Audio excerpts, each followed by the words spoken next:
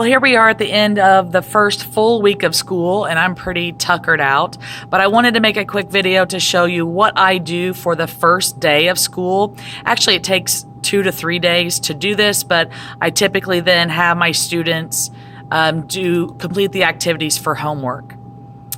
So I've made a set of Google Slides that involve different stations for the first day of school. So instead of me standing in front of the students and talking the entire time, which totally wears me out, and I get repetitive and I'm saying the same things, and then my throat is hoarse by the end of the day. Instead, I saw this somewhere of having students do stations for day one, and that's what I have done. And I decided that my goal for the day one stations was to make sure that they know how to do all of the technological things that we'll do for this class.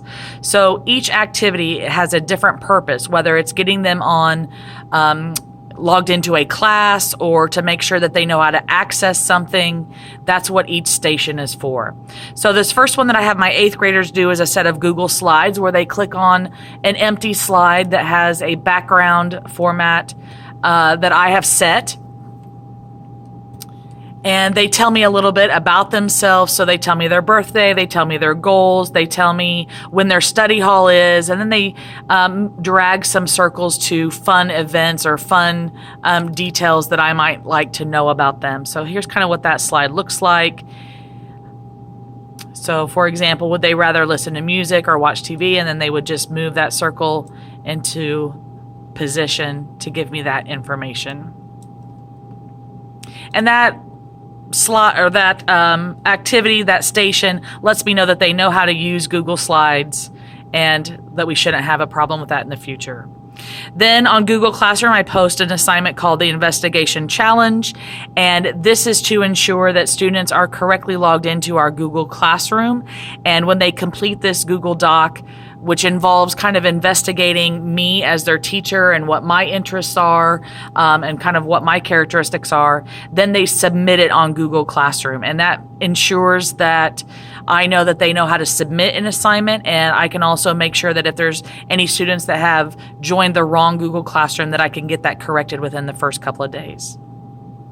Next is a syllabus scavenger hunt. And I hand out the syllabi. I don't read through it with them step by step anymore. Again, that just kind of wore me out. So instead, they read through the syllabus with a small group, and then they join quizzes in order to answer a few basic questions about it. I love quizzes. It's actually one of my favorite online resources for homework or for taking quizzes. And so I have made so many of them. I have learned that you should keep them private so that students can't access them or create some sort of teacher dashboard and then view the quizzes with the answers that you have created. But I do have them do this quiz over the syllabus, and that way I know that they know how to join quizzes. Next is a classroom job application. This is a Google form that I've posted to on this Google slide, and they just join the link or they click the link, and then they answer a few questions like, do they want to be an electrician or the paper hander outer or being a teacher assistant?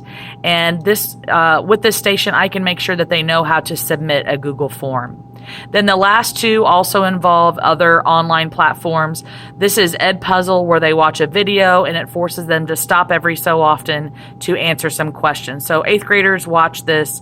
Study skills for people who hate to study. Geography students do one that it has a geography basis. My AP students and my U.S. history students all watch the TED Talk, The Danger of a Single Story, which I've gotten a lot of positive feedback about that.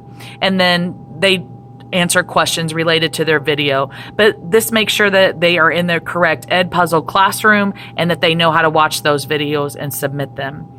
And the final one is Flipgrid.